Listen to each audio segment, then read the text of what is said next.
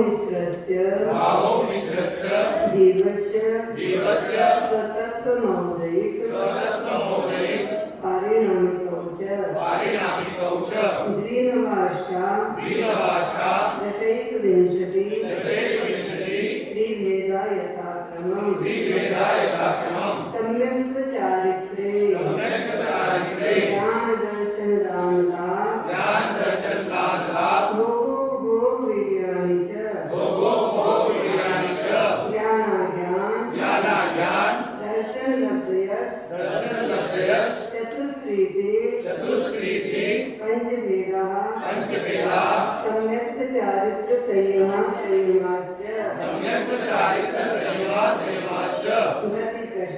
गतिकषाय लिंग मिथ्या दर्शनाज्ञाना संयता सिद्धवेशा चतुष्चतुष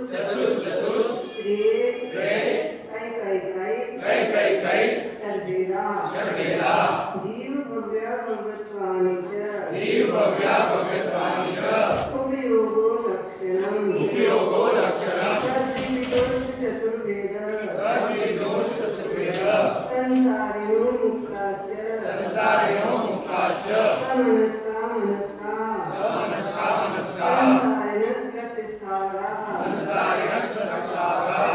तेजो वायु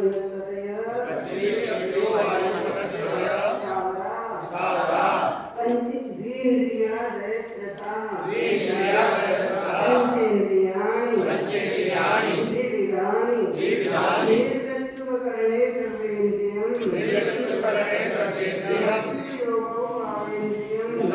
योगो भावेन्द्रियम् स्पर्शन रसनघ्राण चक्षु श्रोत्राणि स्पर्शरसगन्धवर्ण शब्दास्तथा श्रुतमनिन्द्रियस्य वनस्पत्यन्तानामेकम् कृमिपिपीलिका भ्रमरमनुष्यादीनां मेकैकवृत्तानि संज्ञा समनस्काः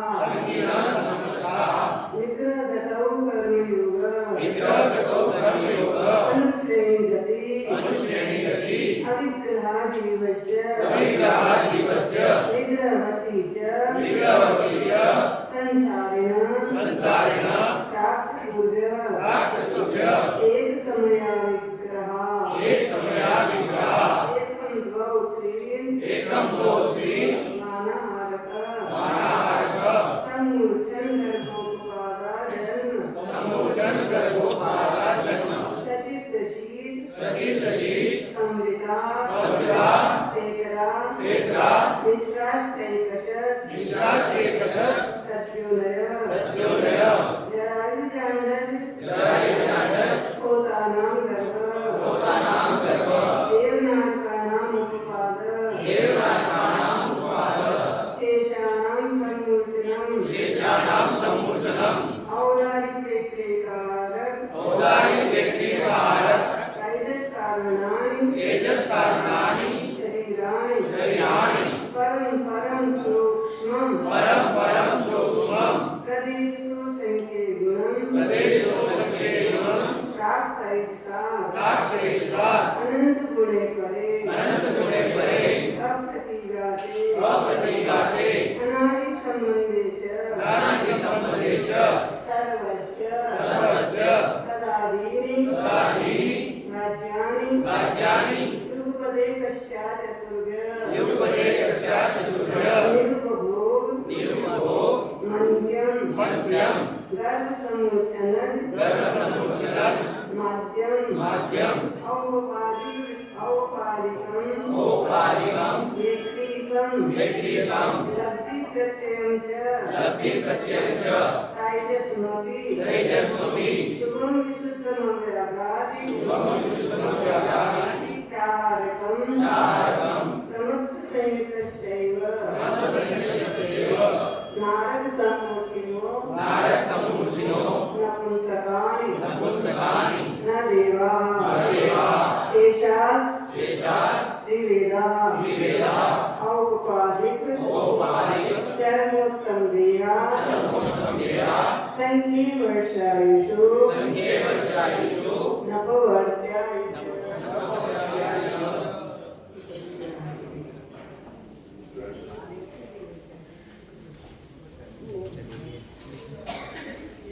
कितने सूत्र हो गए? 6 हो गए। 7 हो गए। कितने भाव है जीव के? अवकाशी, क्षारी, क्षारोपशमी, अवदयी और परिणाम। सबसे ज्यादा वेद किसके हैं? औदयिक भाव के कितने वेद हैं? 21 वेद। अपन लोगों की 21 वेद में से कौन सा वेद नहीं है? अपन लोगों की 4 गतियों में से कौन सी गति नहीं है? अरे क्षारोपशमी भावों के 21 वेदों में से 4 गतियां हैं, उसमें कितनी गतियां अपने को नहीं है? कौन कौन सी?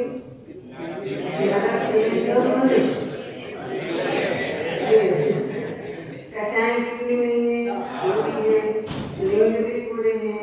मिथ्या दर्शन नहीं है। अपन लोगों को मिथ्या दर्शन थोड़ी है। अज्ञान तो ये केवल ज्ञान की प्राप्ति नहीं है। असंयत है, असिद्धत्व भी है। लेशा कौन सी है? तुम्हारी अशुभ लेशा होगी है ना? अशुभ लेशा थोड़ी होती। धर्मात्माओं की अशुभ लेशा नहीं होती, पापी जीवों की होती है। तुम लोग क्या हो? पारिणामिक भाव के वेद। जीव भव्या भव्यत्वानि च। जीव भव्या भव्यत्वानि च। जीव भव्या भव्यत्वानि च। जीव भव्या भव्यत्वानि च। जीव भव्या भव्यत्वानि च। भव्यत्वानि नी छोटी। जीव भव्या भव्यत्वानि च। जीव भव्या भव्यत्वानि च। जीवत्व, भव्यत्व, अभव्यत्व ये 3 प्रकार के पारिणामिक भाव हैं। पारिणामिक मतलब इसमें किसी तरह के उपशम की आवश्यकता नहीं, क्षय की भी आवश्यकता नहीं, क्षोभशम की भी आवश्यकता नहीं, उदय की भी आवश्यकता नहीं। जैसे अग्नि गर्म होती है, किस कारण से होती है? कोई कारण नहीं, उसका स्वभाव है। ऐसे जीवत्व भाव, भव्यत्व भाव और अभव्यत्व भाव। जीव भव्य कब से है? अनादिकाल से। अभव्य कब से है? अनादिकाल से। भव्य कभी भी अभव्य नहीं बनता और अभव्य कभी भी भव्य नहीं बनता। लेकिन मिथ्या दृष्टि सम्यक दृष्टि बन जाता है, सम्यक दृष्टि मिथ्या दृष्टि बन जाता है। तो ऐसा क्यों? सम्यक दर्शन उपशम से होता है, क्षय से होता है, क्षोभशम से होता है। लेकिन भव्य अभव्य इन सबसे रहित है। सो ठर्रा होता है ना, ठर्रा जानते हो? नहीं जानते? जो सीधता नहीं, वो कब सीधेगा? कभी नहीं सीधेगा। उसमें नहीं सीधने की शक्ति कहीं किसी ने डाली क्या? अलग से खाद पानी दे करके अभव्य बने को ठर्रा उगाया गया हो, ऐसा कुछ भी नहीं। भव्यत्व भाव है, अभव्यत्व भाव और भी ऐसे भाव हैं जो पारिणामिक होते हैं। उनको ये भी जीव में पाए जाते हैं। अस्तित्व है, वस्तुत्व है, प्रमेयत्व है, अगुण लघुत्व है। ये भी एक पारिणामिक जीव में पाए जाते हैं। लेकिन ये गौण रूप से यहाँ ग्रहण किए गए हैं। अब जीव का लक्षण कह रहे हैं। उपयोगो लक्षणम। उपयोगो लक्षणम। उपयोगो लक्षणम। उपयोगो लक्षणम। उपयोगो लक्षणम। जीव का लक्षण उपयोग है। लक्षण समझते हो?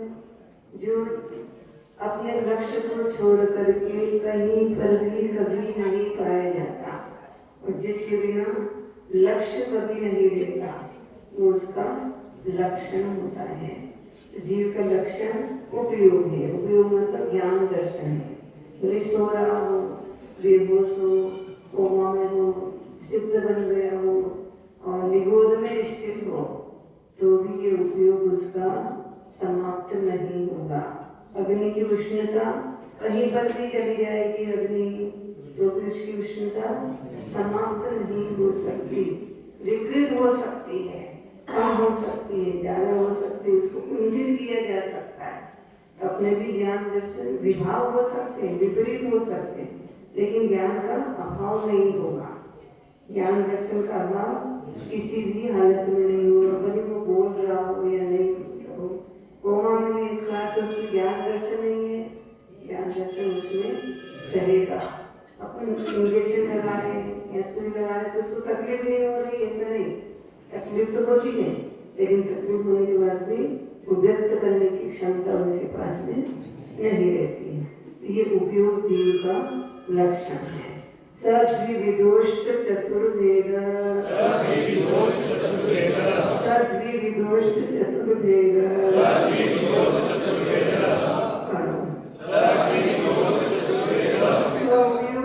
दो प्रकार का है।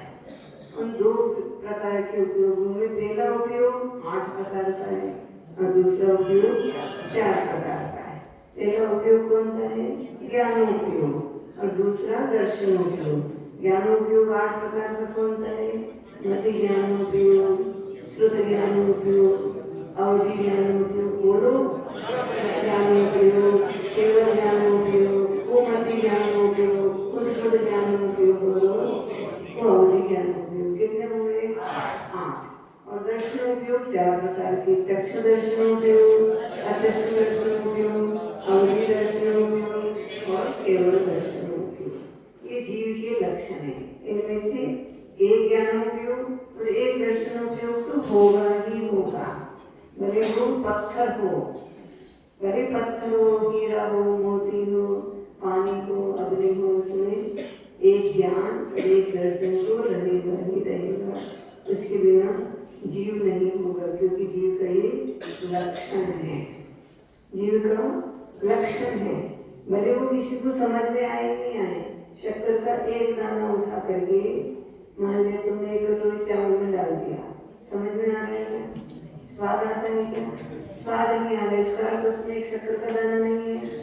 शक्कर का दाना है, लेकिन इसकी मात्रा अलग होने से समझ में नहीं आ रहा। ऐसे ही ज्ञान में भी और दर्शन भी जीव में रहेगा, लेकिन सुसुप्त हो गया है, या मात्रा बहुत कम हो गई है, या उसकी चेष्टा समझ में नहीं आ रही है, तो हमें ऐसा लगता है कि इसमें ज्ञान नहीं है, लेकिन ज्ञान और दर्शन तो रहेंगे ही रहेंगे। जीव के भेद बताए। संसारिणो मुक्ताश्च, संसारिणो मुक्ताश्च,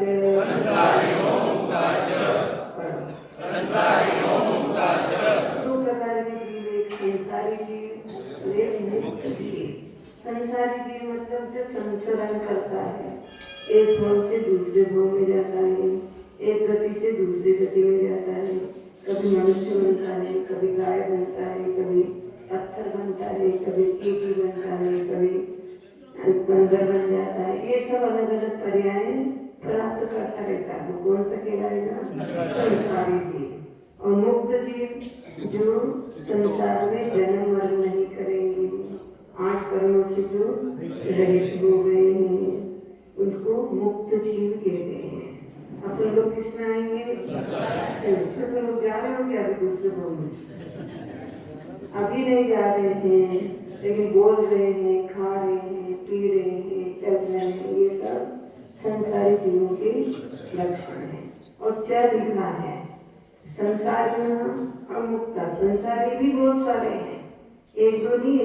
संसारी जीव अनंत है और मुक्त जीव भी अनंत है। और च से क्या करेंगे?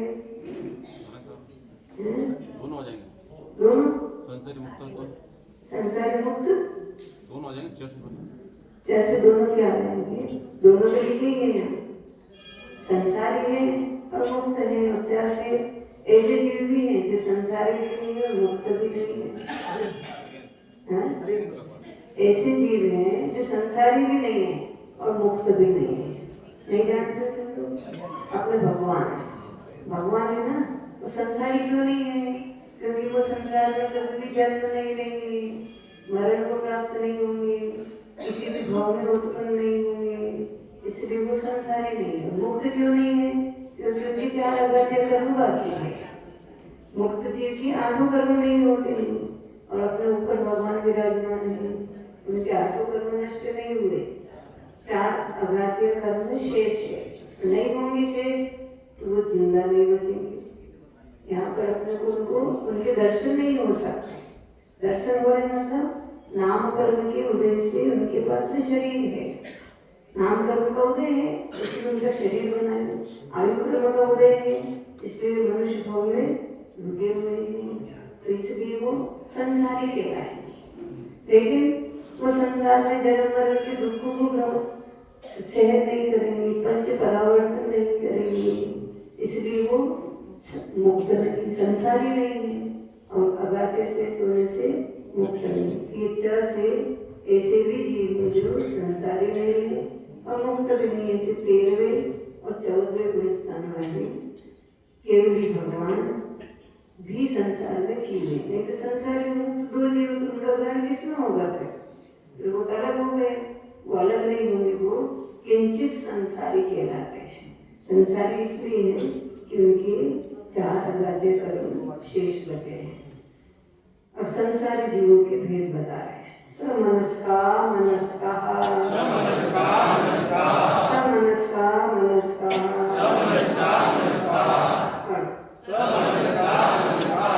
मन सहित जीव भी होते हैं और मन से रहित जीव भी होते हैं।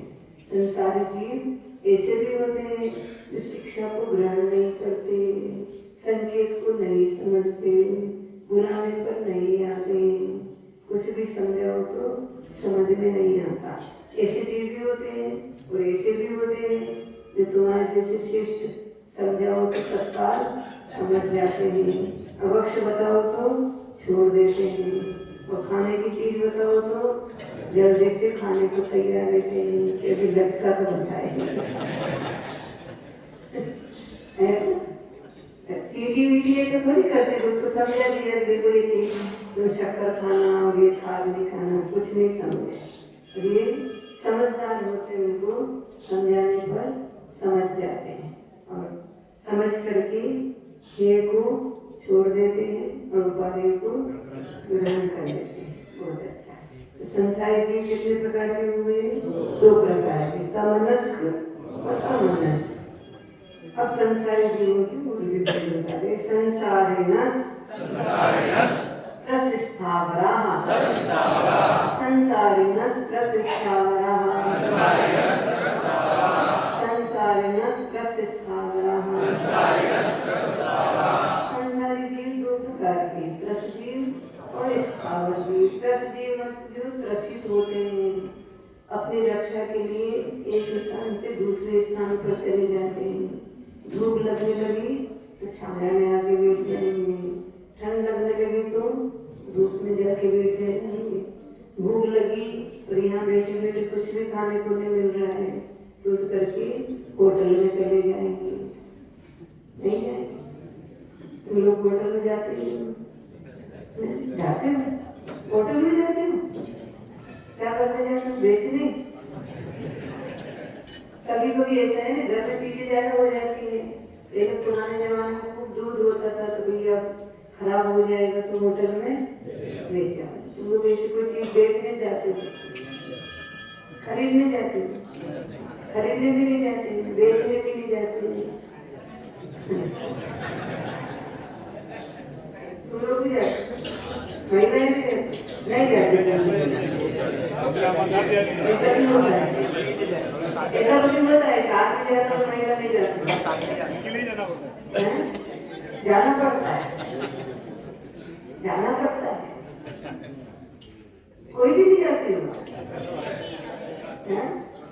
कुछ नहीं जाती है,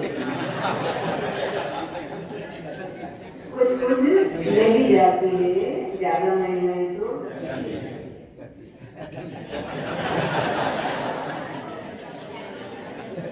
ज्यादा महिलाएं नहीं जाती, कोई नहीं जाती है, ज्यादा महिलाएं तो जाती है, दिखता है ऐसे। हाँ, हम नहीं जाते हैं सो कोई नहीं जाता, और हम जाते हैं सो सब जाते हैं। कुछ नहीं, ऐसा नियम ले लेना कि हमारी 50वीं सालगिरह आ जाएगी। सालगिरह की अच्छा शादी वाली आपकी सालगिरह तो बहुत महंगी हो जाएगी। बर्थडे जन्म दिवस आ जाएगा 50 साल, उसके बाद हम होटल में नहीं जाएंगे।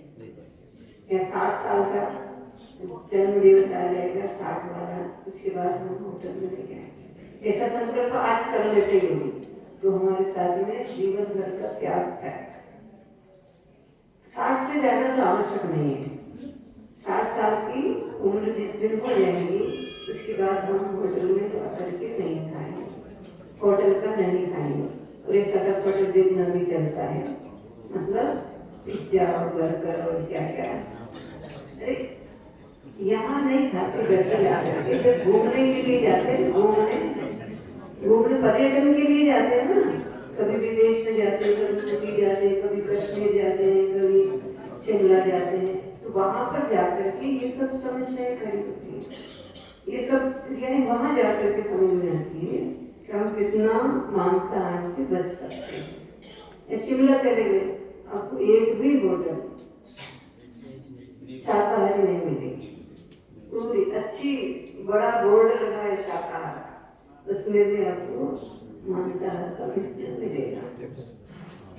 वहां की बात है। यहाँ पे वैसे सामान्य स्थान भी गए, घूमने गए तो एक ही दिन में ऐसे थोड़ी महाराज के दर्शन करने गए। महाराज के दर्शन गए सो धोख दिए और भाग गए, है ना। महाराज के दर्शन करने जाते तो इतना ही होता है ना, एक दिन में 4 जगह दर्शन, भगोरिया भी करिए, तलवाड़ा भी करिए, नौगांव भी करिए, यहाँ पे भी करके और शाम तक घर पहुंच गए।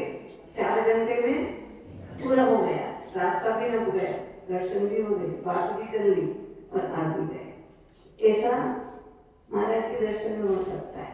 घूमने के लिए जाओ तो ऐसा नहीं हो सकता कि आप घूमने गए ऊटी और 10 मिनट में वहां पर लिफाफा दिया और आ गए।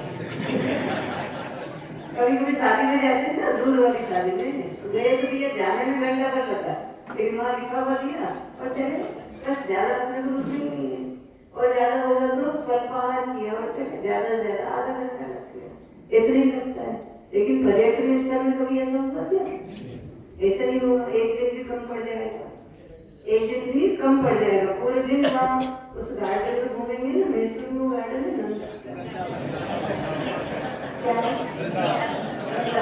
हमें नहीं पता। वृंदावन गार्डन में क्या वहाँ खाली ये कल्चर है, ऐसा करेंगे।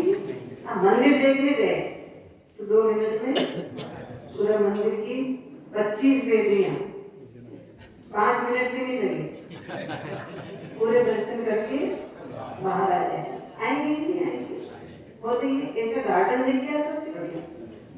गार्डन एक घंटा तो कुछ नहीं होगा, एक पार्ट देखेगा 1 घंटे में, खाली झूलों वाला पार्ट।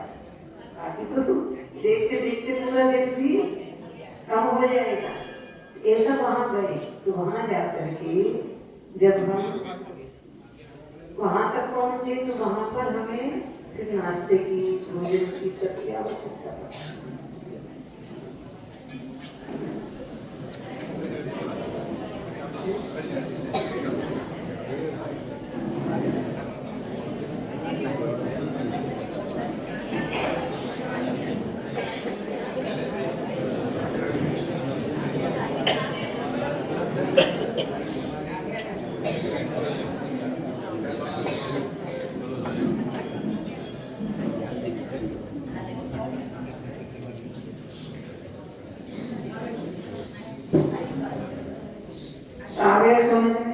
वहां जाते हैं तो वहां फिर भोजन की आवश्यकता, और वहां गार्डन में वो भी होते होंगे, कैंटीन में भोजन की व्यवस्था होती होगी ना, तो कैंटीन में नई चीज मिल गई होगी, क्योंकि वृंदावन गार्डन तो कर्नाटक में है, कर्नाटक में है।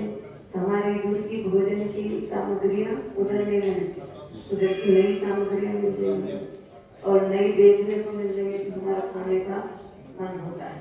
तो ठीक है, आ गया समझ में क्या नियम होते हैं। जिस दिन हमारी 50 साल की और ज्यादा से ज्यादा 60 साल की उम्र हो जाएगी, उसके बाद हम कभी भी होटल में होटल का नहीं खाएं। ये भी नियम है, ऐसा नहीं, महिलाएं भी ले लेना। देखो ऐसा नहीं 60 साल के बाद आदमी घूमने नहीं जाए, लेकिन फिर भी अपने को संयमित हो जाना चाहिए। जवानी में ये काम ठीक लगते हैं, वृद्धावस्था में 60 साल के हो गए, आप गार्डन में घूमने जाओ तो वो अच्छा नहीं लगता है। एवं पैसे वाला आदमी बूढ़ा होता ही नहीं। पैसे वाला आदमी बूढ़ा कहाँ होता है, वो तो जवान ही रहता है। वो तो 60 साल का भी 40 का ही लगता है, और गरीब आदमी हो तो वो तो 40 साल में ही बूढ़ा लगने लगता है। लेकिन हमें तो पता है ना कि हम कितने साल के हो गए। हमें अपने जीवन को उम्र के हिसाब से भी थोड़ी सी विरक्ति अपने जीवन में आनी चाहिए। लोक व्यवहार में भी वो अच्छा नहीं माना जाता। यदि मान लो 60-65 साल का होटल में जाता है तो लोगों की दृष्टि में वो अच्छा नहीं लगता।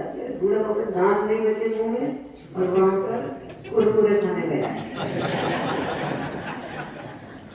कुरकुरे कड़क होते कड़क होते, मतलब लोग व्यंग करते थे, फिर व्यंग करते हैं, वो अच्छा नहीं लगता है।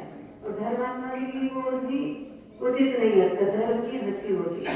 तो तुम लोग ऐसे मन में धारणा बना लेना, हमें 60 साल की उम्र हो जाएगी, उसके बाद में कोई भी अरे अच्छे 80-80 साल के लोग होटल में खा लेते हैं, होटल का खा लेते हैं, और पंगत में सबसे आगे जाकर के 2-3 टाइम का खा करके आते हैं।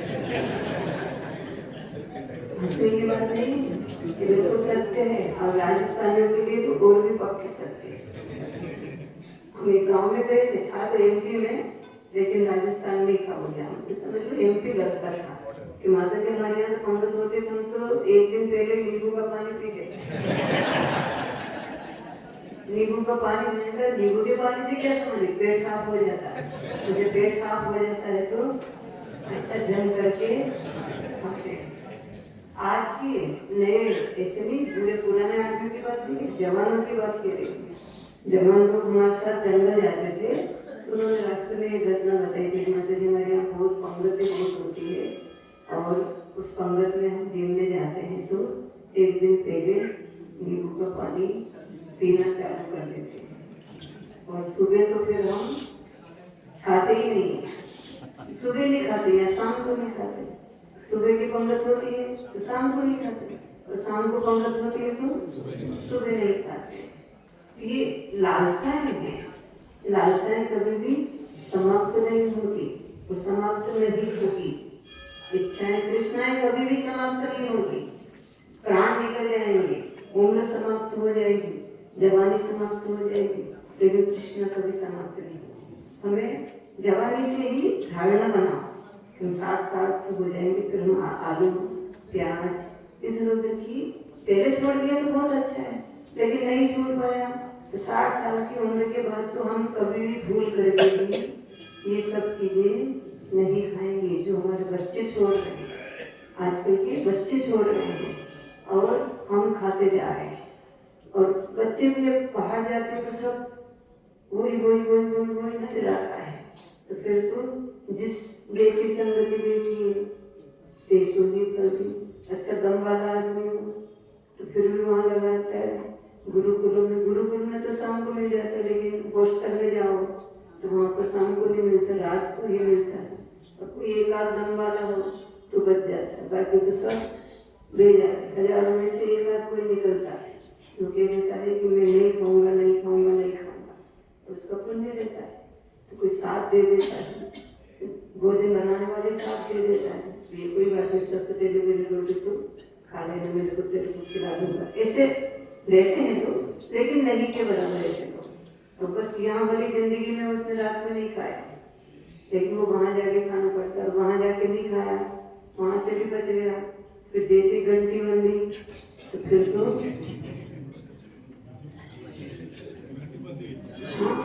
ऐसा नहीं, महिलाएं ले जाती होटल में, महिला हाँ सभी कोई बात करी मैं आप स्मार्ट नहीं है, सभी कोई तलाक दे के आ जाती। क्यों तलाक दूंगी, क्या कमी है इस लड़की में? कमी कुछ नहीं है, स्मार्ट नहीं है। स्मार्ट में क्या चाहिए? प्रेस किए हुए कपड़े पहन रहा है, रोज नहा रहा है, और पाउडर लगा रहा है, क्रीम लगा, तो क्या स्मार्ट चाहिए? नहीं वो हाँ जमाने के हिसाब से चलना नहीं आता इसको। हाँ तलाक देके चली जाती, कोई कमी नहीं है, धन की भी कमी नहीं है, प्रेम की भी कमी नहीं है, किसी बात की कोई कमी नहीं है, तो तलाक क्यों दे रही है? स्मार्ट है। लड़के भी होते हैं कि मैं इस लड़की से शादी नहीं करूंगा, क्यों? ये स्मार्ट नहीं है। क्या पता स्मार्ट क्या होगा। ब्याह के बाद में सुंदर देख करके कि बिल्कुल गोल मटोल ब्याह की बुआ जो बीमार हो गई तो ये बॉडी बन गई, हो जाते मोटे हो गए, बेडोल हो गए, क्या करोगे? फिर सब चल जाएगा, फिर तो चला नहीं करेगा, क्या करेगा? शादी के बाद में भी तो मोटा हो सकता है आदमी, बेडोल हो सकता है, होते ही हैं और ऐसे जवानी जैसे गोल मटोल रहते हैं, कुछ न कुछ हुआ वो खत्म हो गया, फिर बाल सफेद हो गए, कितने काले करोगे? नीचे नीचे से सफेद उठते जाएंगे, सफेद उठते जाएंगे, काले कर लिए और वो चालू हुए सो वो नीचे बाउंड्री बनने लगती चांदी जैसी। कि भैया ऐसे की किनारे लगा दीजिए इस काले बालों की, सफेद किनारे समझ में आती है। ये सफेद किनारे क्यों आ रही है? मतलब इन्होंने काले बनाए हैं, नीचे निकलने वाले सफेद सफेद रहते हैं, बिल्कुल नीचे से ऐसा लगता है कि चांदी की गोटा ला करके सेट कर दिया। तो ठीक है ना, अपने डायरी में लिख दिया ना, नेल पॉलिश, लिपस्टिक। वृद्ध महिलाएं भी कभी कभी नेल पॉलिश लगा लेती हैं, यहाँ की नहीं, यहाँ की नहीं भाई, यहाँ की नहीं, अन्य स्थानों पर 80 साल की महिला, 70 साल की महिला नेल पॉलिश नहीं लगाती है, लगाती नहीं है नेल पॉलिश, उसकी वो 2 साल की पोती होती है, परपोती होती, परपोती 80 साल में तो परपोती हो जाती, तो 2 साल की परपोती होती है, वो उस परदादी को नेल पॉलिश लगा लेती। पूछते जाओ कैसे लगती? वो मानती नहीं है, छोरी बिल्कुल नहीं मानती है, बिल्कुल ही नहीं मानती है, छोरी बहुत हटी गई है, तुम्हारा नेल पॉलिश लगा। कल ही परसों आई थी यही की एक महीना, माता जी ये बीमारी है, माता जी ये बीमारी है, आशीर्वाद दे दो ठीक हो जाऊँ, सांस तक नहीं लिया जाता है, पूरे दिन बीमार रहती हूँ। तो तुम पूरे दिन बीमार रहती है, बाल काले कैसे हो गए? मैंने उसको पूछी, इनके बाल काले कैसे हो गए तुम्हारे? बीमारी से ही बाल काले नहीं हो गए थे। तो क्या करे, वो भी बेचारी हंसने लगी, तो ऐसी हंसाई हुआ घर में तो बीमारी ठीक हो जाए। इतनी तो मरी जा रही है, तो सांस लेने का टाइम नहीं है, इतनी बीमारी है, तो तुमने नहीं कब लगा लेती है, समझ में नहीं आती। वो कहाँ जरूरी हो रही?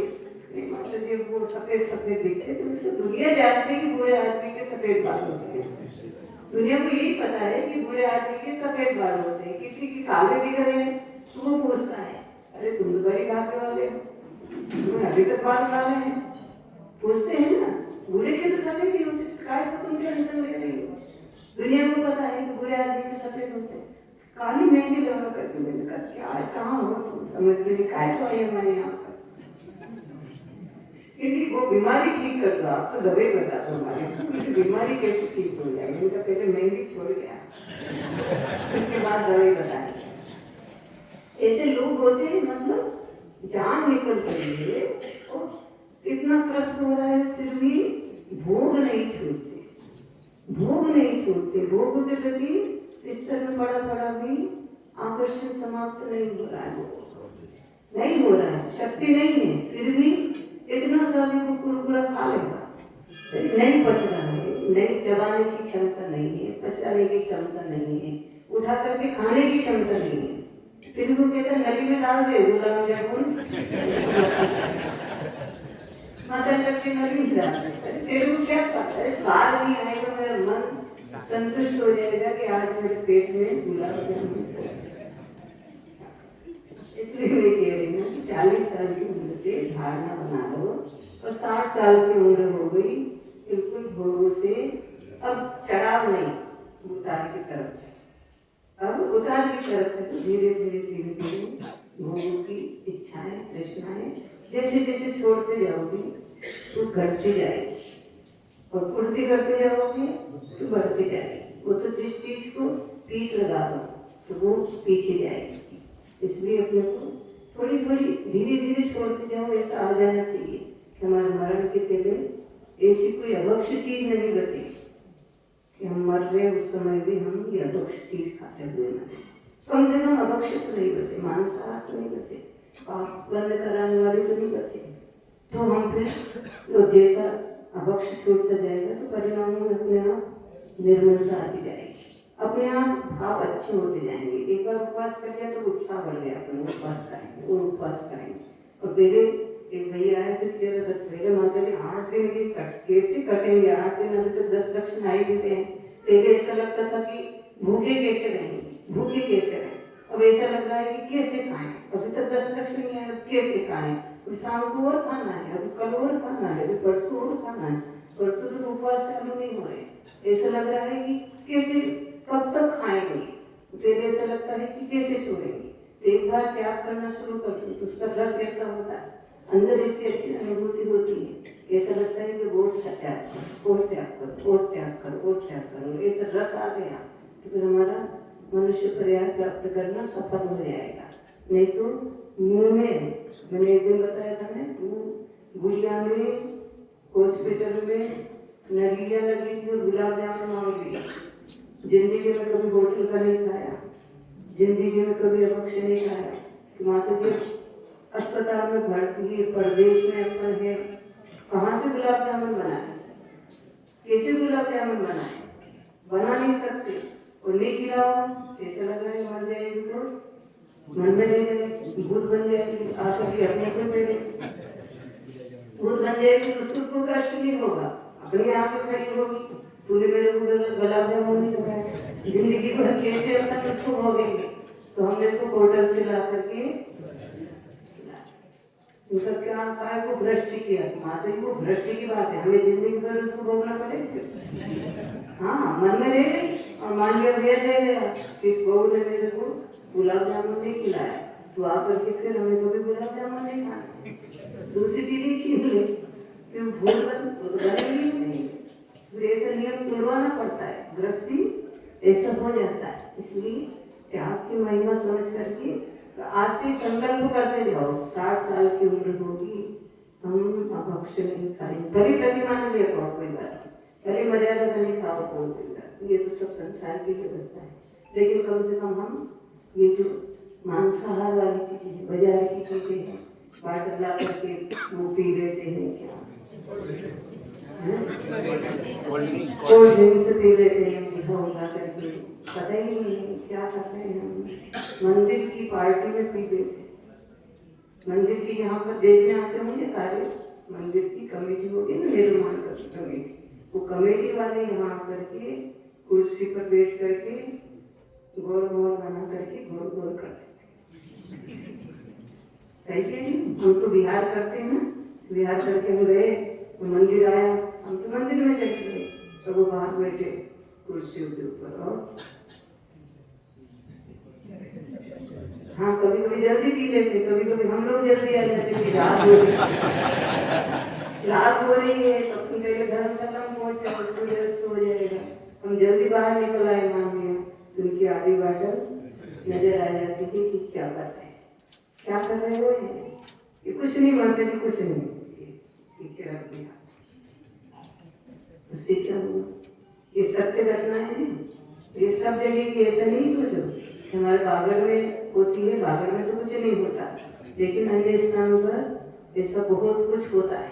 तो कभी रंगे हाथ पकड़े जाते हैं, तो हमारी माता जी तो पक्का है पकड़ ही नहीं, तो मंदिर में बैठे बैठे दिख जाए वो बाहर पीछे, और फिर इंजेक्शन लगाए जाते हैं।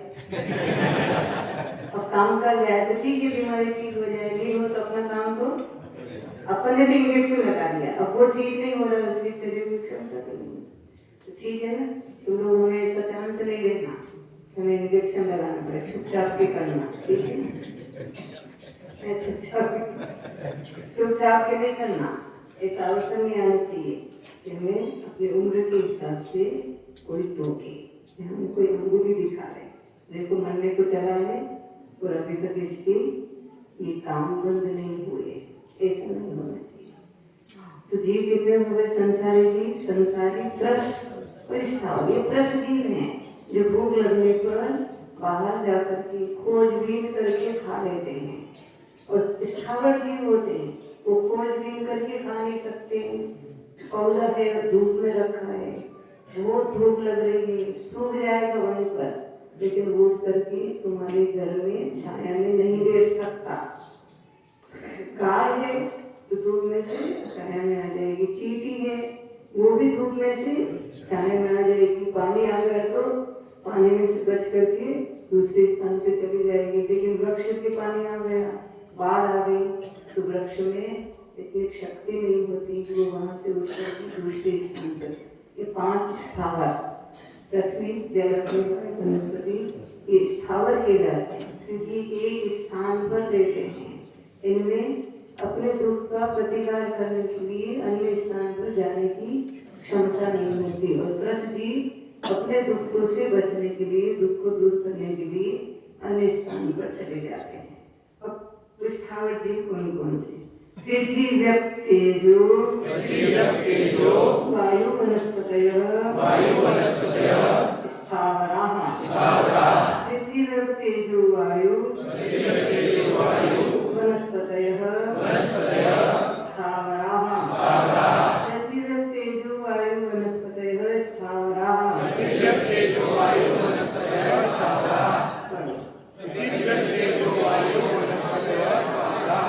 पृथ्वी अप मतलब पानी, और तेज मतलब अग्नि, वायु और वनस्पति, ये 5 स्थावर हैं। पृथ्वी का कितने हैं? असंख्यात हैं। अग्नि का कितने हैं? ये भी असंख्यात असंख्यात हैं।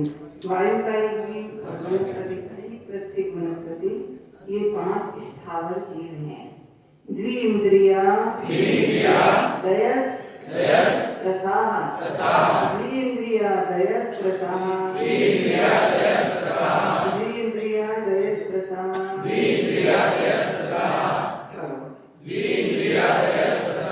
दो इंद्रिय को आगे लेकर के 2 इंद्रिय, 3 इंद्रिय, चतुरिंद्रिय और पंचेंद्रिय, ये सब रस कहलाते हैं। पंचेंद्रियाणि, इंद्रिया कितनी होती है? 5 होती है। द्विविधानि, ये 5 इंद्रियां 2 प्रकार की होती हैं। स्पर्शन इंद्रिय कितने प्रकार की है? 2 प्रकार की। रसना इंद्रिय 2 प्रकार की। घ्राण इंद्रिय 2 प्रकार की। और चक्षु इंद्रिय भी 2 प्रकार की। और कर्ण इंद्रिय भी 2 प्रकार की। एक द्रव्येंद्रिय, एक भावेंद्रिय। द्रव्येंद्रिय स्पर्शन द्रव्येंद्रिय और स्पर्शन भावेंद्रिय। स्पर्श घ्राण द्रव्येंद्रिय और घ्राण भावेंद्रिय। ऐसे 5 इंद्रियां कितने कितने प्रकार की है? 2 प्रकार की। ऐसा नहीं 5 इंद्रियां 2 प्रकार की हैं। 5 इंद्रियां एक एक इंद्रिय 2 प्रकार की है। निर्वृत्त्युपकरणे,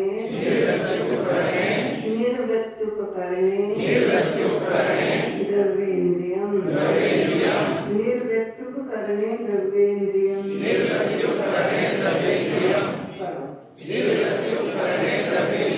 निर्वृत्ति और उपकरण, ये द्रव्य जो स्पर्शन, रसना, घ्राण, चक्षुष 2 प्रकार की। इसमें से जो द्रव्येन्द्रिय, निर्वृत्ति और उपकरण। निर्वृत्ति मतलब रचना होना, और उपकरण मतलब उस रचना की सुरक्षा करने वाले हैं।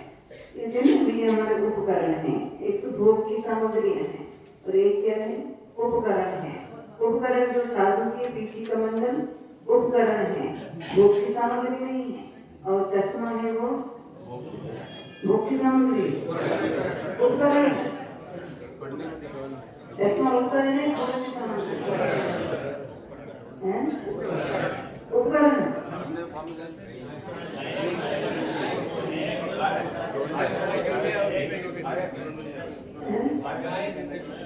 सहायक तो क्या उपकरण और भोग की सामग्री से अलग है सहायक?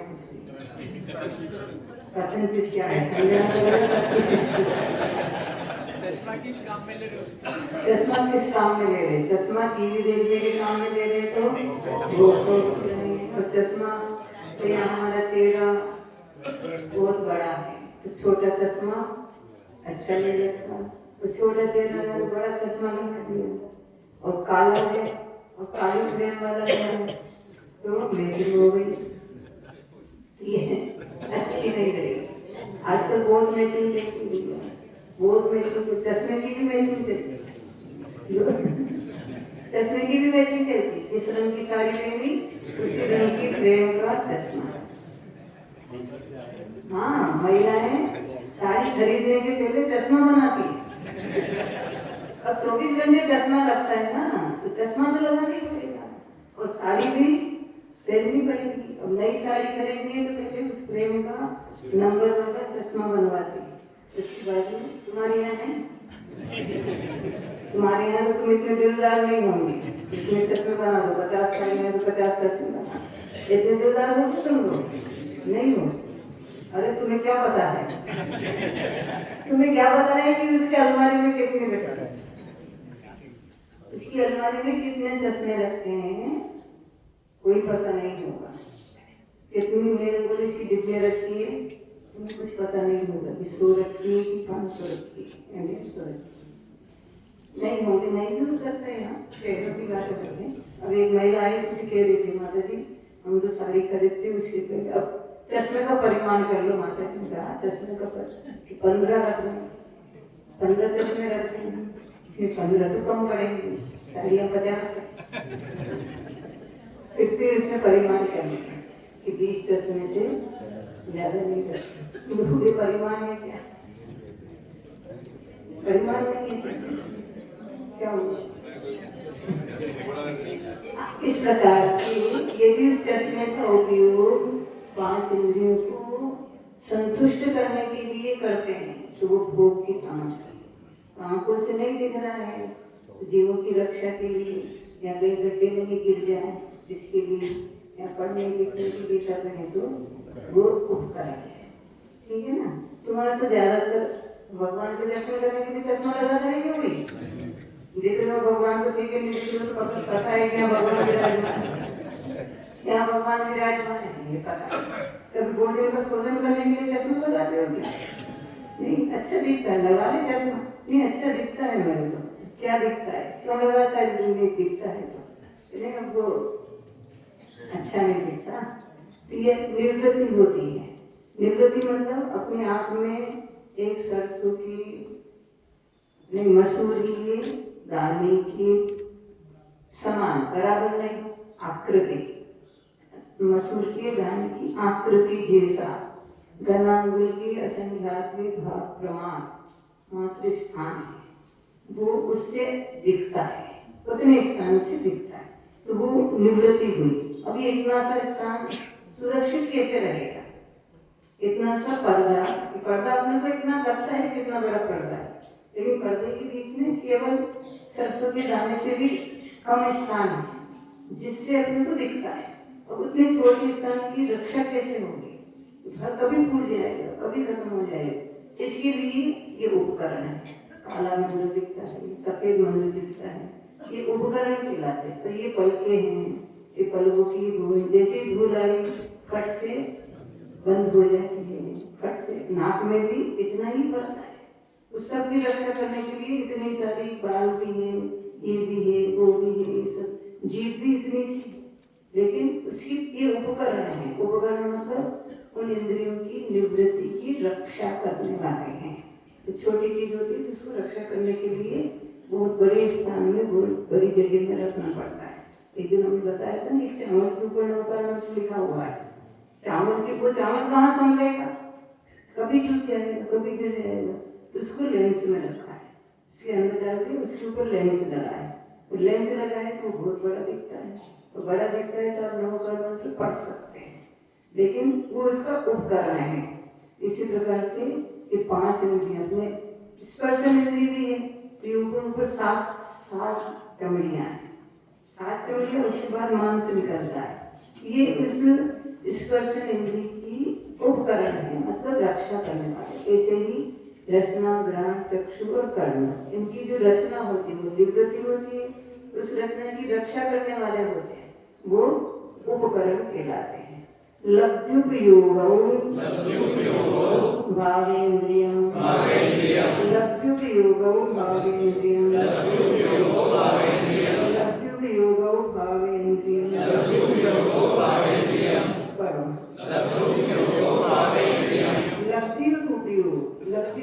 क्षमता प्राप्त होना।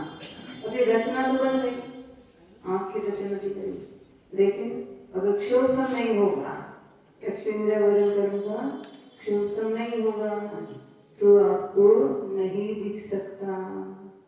ये लब्धि और उपयोग क्षोभसम भी है, लेकिन हमारा उपयोग उधर नहीं है।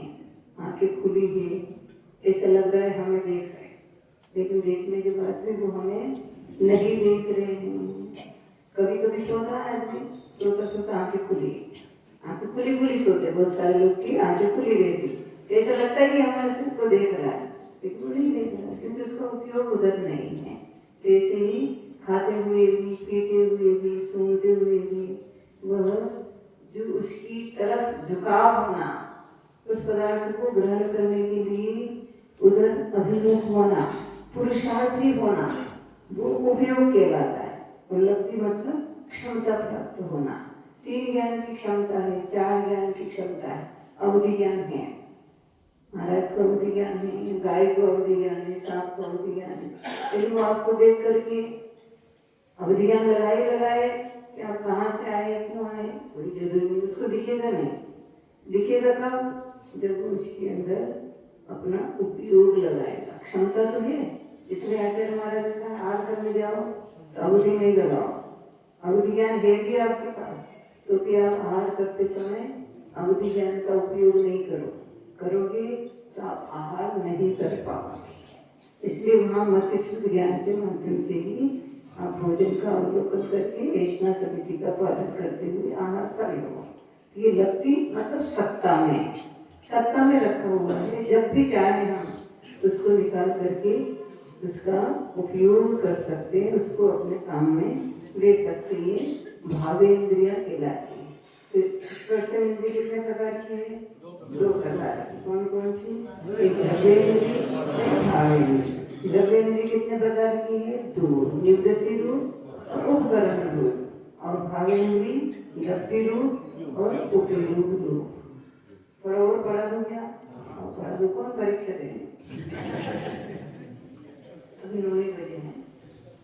मैंने सोचा तुम लोग ऐसा लग रहा हो कल का उपवास है, मान लिया ठीक है, थक गई होगी तो नहीं भी करा। तो मैंने कही थी ना, जवाब नहीं दिया करो, मुस्कुराया करो। जवाब देने से मेरे को उल्टा अर्थ समझ में आता है ना, मेरे को जल्दी से उल्टा अर्थ जल्दी आता है। तो तुम लोग कहा नहीं करो, मैं कह रही पढ़ाऊँ क्या तो भी मुस्कुरा लो, नहीं पढ़ाए तो भी मुस्कुरा लो, तो भी कह रही तुम्हारी रुचि नहीं है, बोलेगी। इंद्रियों के नाम बता रहे, तुम लोगों ने पहला भाग पढ़ा है क्या? पाठशाला पढ़ी है? नहीं पढ़ी है सबने? अधिकतर लोगों ने पढ़ी है, अब बंद हो गई। पाठशाला में बच्चे पढ़ते हैं, बड़े लोग थोड़ी पाठशाला। एक आजकल गवर्नमेंट ने वो फ्लोर की पाठशाला चालू कर दी, किए हैं। स्कूल चलते रात को जो लोग साक्षर नहीं होते या पढ़े लिखे नहीं होते, उनको अलग से साक्षर बनाया जाता है, पढ़ाना सिखाया जाता है, हस्ताक्षर करना सिखाया जाता है, जनरल नॉलेज सामान्य रूप से उसको कराया जाता है। तो अपने यहाँ पर भी तुम लोग बड़े हो गए तो क्या हो गया, पाठशाला नहीं पढ़ सकते हो, पंडित जी के पास भी पढ़ो, अपने एक ग्रुप बना लो अच्छे से और शुरू करो। ज्ञान आवश्यक है, ज्ञान के बिना कुछ भी नहीं होगा। नहीं तो बुढ़ापे में बहू बेटियों की नुक्ताचीनी करते रहोगे बेटी, तुम क्या करे, खाली दिमाग शैतान का घर होगा। तो कुछ उल्टा सीधा यहाँ पे टीवी के सामने बैठे रहोगे या मोबाइल दिलाते रहोगे, और ज्ञान की रुचि होगी तो बैठ करके स्वाध्याय करोगे, स्वाध्याय सुनोगे तो रस आएगा, आनंद आएगा, तो पाप से भी बच जाएंगे और फिर समय नहीं मिलेगा नुक्ताचीनी करने का। नहीं तो रिटायर्ड होके कहाँ जाएंगे? तुम तो रिटायर्ड नहीं होंगे, तुम लोग रिटायर्ड थोड़ी होंगे, कैसे होंगे? तुम्हारा दुकान लगा देगा नहीं, व्यापार से रिटायर्ड होते नहीं। ये तुम्हें क्या, तुम लोग तो कभी रिटायर्ड होंगे नहीं, अंतिम समय तक भी दुकान करते करते मरोगे।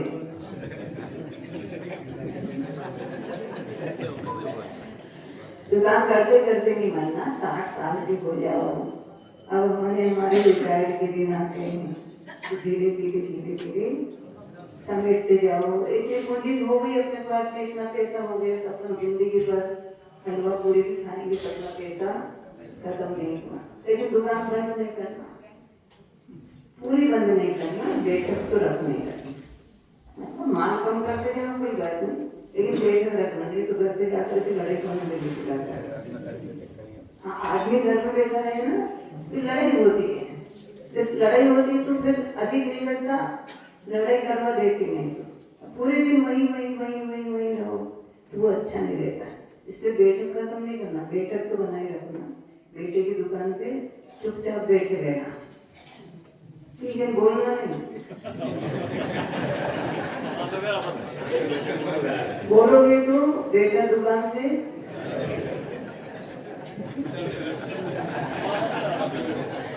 हाँ, बोलना मत, बैठे रहना। जैसे अपने वो चौकीदार होता है, चौकीदार नहीं, मुझे अपने चौकीदार है ना, बैठे रहते चुपचाप। कोई विशेष ही होती है, कोई ऐसी शंका को आदमी आ जाए तो वो कुछ कहता, बाकी अपने को कुछ कहता है क्या? कुछ नहीं, आ रहे हैं जा रहे हैं, सब पूरे दिन आते, रात भर भी आते, दिन भर भी आते, लेकिन जिसमें कोई शंका उत्पन्न हुई नहीं ये कोई गलत हो सकता है, तो फिर वो उसको कुछ कहता है। तुम भी दुकान पर बैठे रहो, चौकीदार नहीं, चौकीदार वो होता है जो तनख्वाह लेता है। अपने को तनख्वाह नहीं लेना बेटे से, अपने को तो वहां बैठे रहना। कोई विशेष ही लगे ऐसा कि नहीं इसमें तो कोई विशेष ही घाटा हो जाएगा, तो फिर आप सलाह दे दो, नहीं तो चुपचाप बैठे रहो, देखते रहो क्या कर रहा है, कैसा कर रहा है। अपन तो राष्ट्रपति हैं, राष्ट्रपति बोलता नहीं है, कभी नहीं बोलता, प्रधानमंत्री पूरे काम करता है, राष्ट्रपति तो हस्ताक्षर करता है, कोई भी काम उसके हस्ताक्षर के बिना नहीं होता।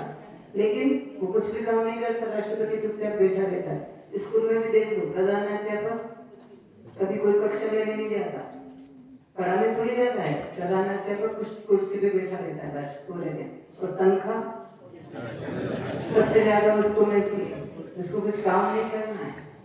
अपने को अभी तुम प्रधानमंत्री हो, तुम्हारे पिताजी राष्ट्रपति, फिर तुम राष्ट्रपति बन जाना, बस बैठे बैठे देखते रहो, देखते रहो, देखते रहो आराम से। कभी कोई आवश्यकता पड़ती तो राष्ट्रपति शासन लागू होता है ना। जब पब्लिक बस में नहीं होती, कोई विशेष ही ऐसी घटनाएं घट जाती, प्रधानमंत्री के हाथ की बात नहीं रहती, तो राष्ट्रपति शासन लागू हो गया, फिर कुछ भी बिगड़ नहीं सकता। इसलिए अपने को तो 60 साल से चालू करो, 70 पे हो गए, 75 तक हुए, तब तक तो हम पूरे राष्ट्रपति बन गए। अब हम राष्ट्रपति हैं, हम कुछ भी काम नहीं करेंगे, हम तो बैठे रहेंगे बस। आराम की जिंदगी जी हो रही, क्या रखा है, गधे जैसे पूरे बोझ लादते थे, फिरते रहो पूरे दिन। कोई बात नहीं, तुम लोगों को बुरा तो नहीं लगता है, तो काय को लगेगा। चलो 9 बजा दिए, मैं बात करूँ।